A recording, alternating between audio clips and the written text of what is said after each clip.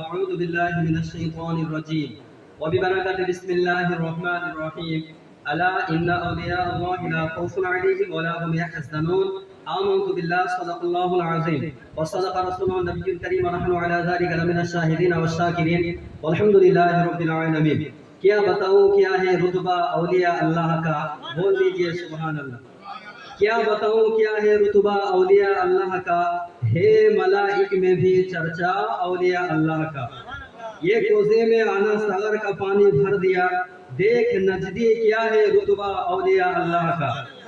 دیوبندی اور وہابی کو بھگانے کے لیے، دیوبندی اور وہابی کو بھگانے کے لیے زور سے نعرہ لگانا اولیاء اللہ کا. جنت میں جانے کی تمنا نہیں، جان لو جنت میں جانے کی تمنا نہیں تو پھر کس کے دامن تھامے رہنا اولیاء اللہ کا. خطبہ کے بعد میں نے جس آیت کریمہ کی تلاوت کا شرف حاصل کیا، اللہ تبارک و تعالیٰ نے کہہ دیا الا ان اولیاء اللہ، خبردار ہوشیار، اللہ کے ولیوں کو نہ کوئی خوف ہے نہ کوئی غم. اب سوال یہ ہوتا ہے کہ مولانا صاحب جو اللہ کے ولی ہوتے ہیں ان کو کیوں نہیں خوف ہوتا ہے، کیوں نہیں ڈر ہوتا ہے؟ اس لیے کہ جو اللہ سے ڈرتا ہے اس کے دل میں کسی کا خوف نہیں رہتا ہے، وہ بے خوف ہو جاتا ہے. اور آپ نے دیکھا ہوگا یا سنا ہوگا کہ جس کا دل خوف خدا سے خالی ہوتا ہے تو دنیا کی ادنا طاقت سے بھی کانپتا رہتا ہے، خوف کرتا رہتا ہے. تو پتہ یہ چلا کہ خوف خدا سب سے بڑی طاقت ہے، خوف خدا سب سے بڑی قوت ہے. دیکھیے آپ حضرات کی ایک منٹ میں تھوڑی دیر توجہ چاہوں گا.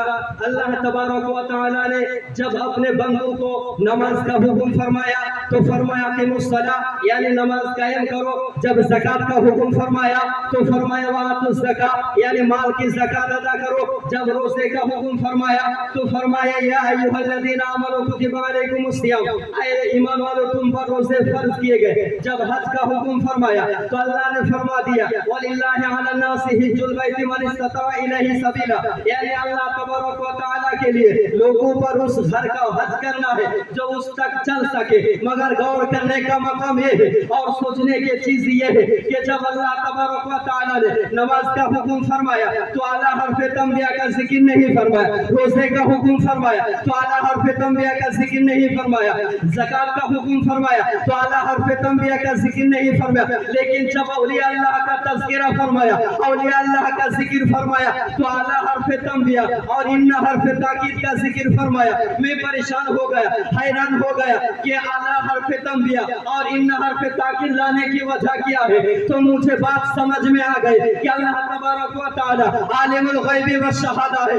اللہ تبارک و تعالی غائب کو جاننے والا ہے. اللہ تبارک و تعالی آخری زمانوں کو بھی جانتا ہے. کہ اللہ تبارک و تعالی جانتا تھا کہ آخری زمانے میں کچھ لوگ ایسے پیدا ہوں گے، کچھ لوگ ایسے جنم لیں گے، کچھ لوگ ایسے پیدا ہوں گے کہ نماز کا انکار تو نہیں کریں گے، روزے کا انکار تو نہیں کریں گے، حج زکوٰۃ کا انکار تو نہیں کریں گے. لیکن جب میرے محبوب بندوں کا تذکر آئے گا، میرے محبوب بندوں کا ذکر آئے گا، یعنی اولیاء اللہ کا ذکر آئے گا، اللہ کے ولیوں کا ذکر آئے گا، تو ان کی قوتوں کا انکار کریں گے، ان کی طاقتوں کا انکار کریں گے، ان کے کشف و کرامات کا انکار کریں گے. لیکن مسلمانوں یاد رکھنا اللہ کی قسم جب اللہ تبارک و تعالی نے اپنے اولیاء اللہ کا ذکر فرمایا تو فرما دیا الا ان اولیاء اللہ، خبردار ہو جاؤ، ہوشیار ہو جاؤ، اللہ کے ولیوں کو نہ کوئی خوف ہے نہ کوئی غم. ہم سب کو سننے کے بعد عمل کرنے کی توفیق عطا فرمائے. وآخر دعوانا الحمدللہ رب العالمین. السلام علیکم ورحمۃ اللہ.